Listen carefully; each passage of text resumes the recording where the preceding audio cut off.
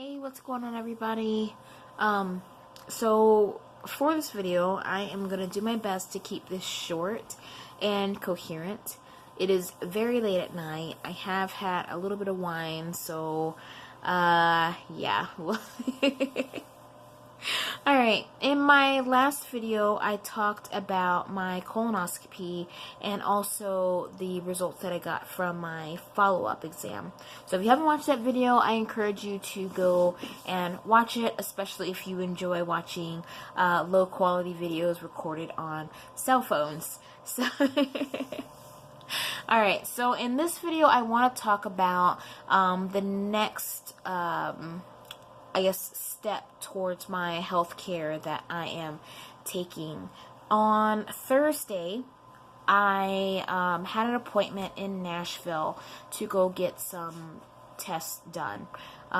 Which is funny because I actually thought I was going to be doing this Monday, but I called this place on Wednesday to set up an appointment for Monday. That night, I received a text message saying that I had an appointment at 11 o'clock the next day. I was hoping that it was a clerical error, but when I called them, they did confirm that I had the appointment. So, anyways, I had to go to Nashville to this outpatient place to get a bone density scan done and to also get an ultrasound done. Now, the bone density scan, I was actually a little afraid of because I'd never had a bone density scan done before, so I didn't know what to expect.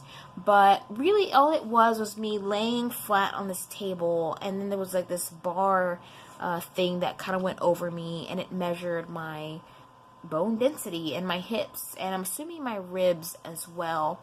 The next part was the ultrasound. The first part of the ultrasound wasn't bad. It was just like a normal topical ultrasound. She put the little stuff in my belly, and then she took the camera thing. She's pushing around in my bladder and taking pictures, doing her thing. The next part of the ultrasound, I was not expecting. Apparently, I had to do a transvaginal ultrasound.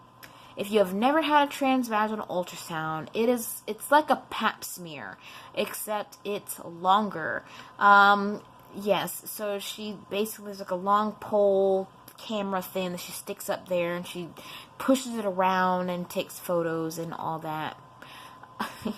What's funny is apparently my ovaries are placed weird. She called it something, but I can't remember what it is at this point. So while I'm laying on this table, I'm laying at an angle like upright. So in order for her to get a good photo, I had to also bridge my hips upwards. Oh my god, it was so uncomfortable. So while my hips are up, I mean, if you are sexually active, then you know that makes things go a little bit deeper.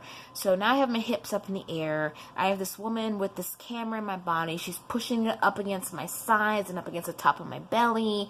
And it was not fun at all. I'm already not a big fan of any sort of penetration, which I realize that makes me sound really boring in the bedroom, but I don't care for it. It doesn't feel good. So to be in this situation where I have this camera pole thing, you know, fooling around inside me, it just wasn't pleasant.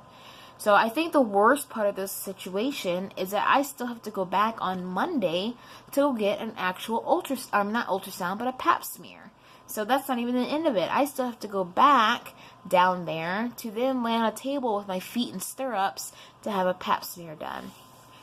Oh my gosh. So I'm not looking forward to it, but it is something that I need to have done.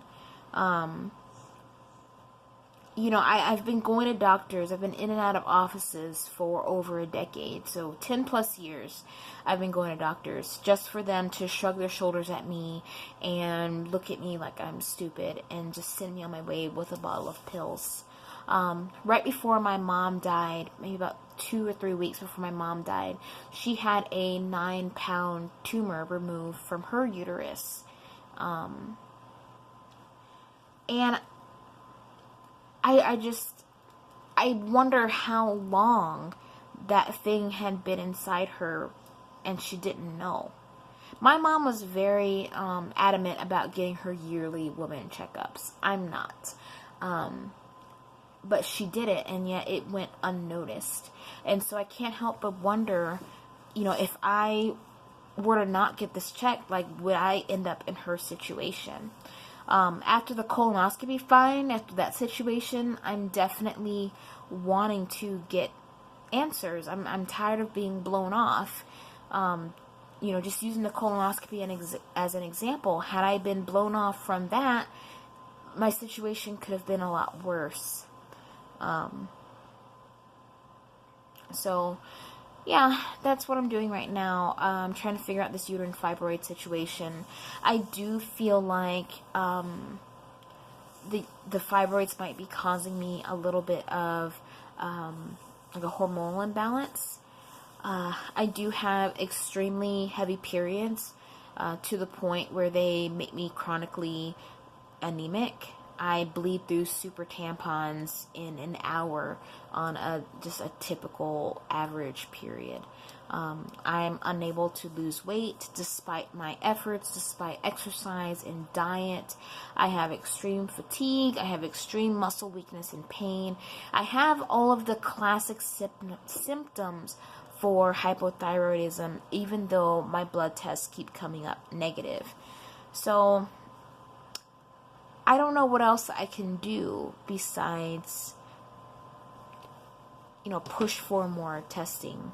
I know there are a lot of other women out there who go through what I go through. And I don't want to be another failed woman. I don't want to be another person that goes untreated because her doctor didn't listen to her. So, yeah. Anyways, like I said, I don't have any results for this right now. I guess I'll just find out, hopefully soon, what's going on with me. I will talk to you guys later. Bye.